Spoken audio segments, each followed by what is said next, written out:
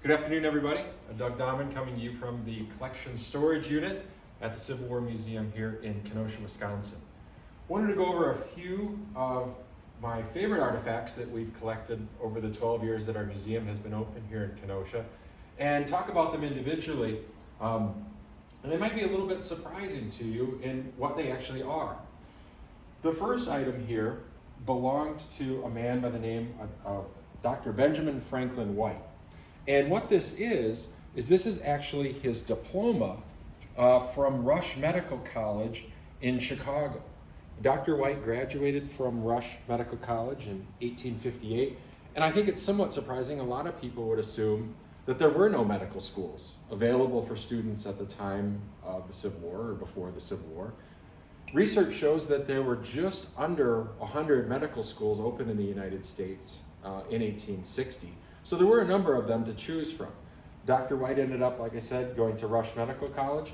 He was originally from upstate New York, and he and his family moved to Green Bay in 1838. And then through the course of their life, they moved a little bit further south. Dr. White ended up at Rush Medical College and then started his medical career in Prairie du Chien, Wisconsin, which is over on the southwest corner of the state along the Mississippi River.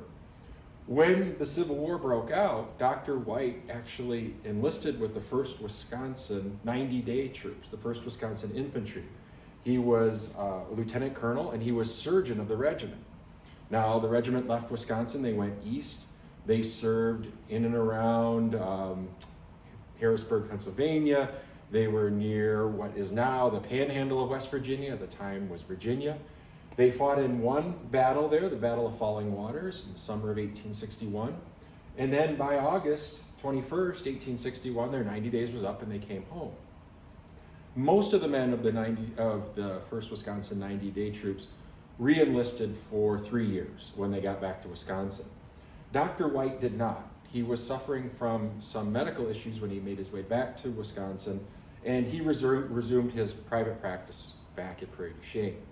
Now, fast forward to 1862. A number of Confederate prisoners of war who were captured at Island Number 10 were being sent north to Union prisoner of war camps.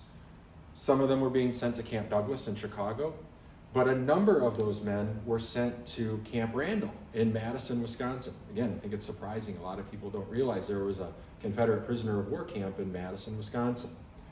Dr. White was hired as a contract surgeon to care for some of those Confederates who were sent north to Camp Randall. He accompanied them to Madison from Prairie du Chien in the spring of 1862. Unfortunately, our story doesn't have a very happy ending.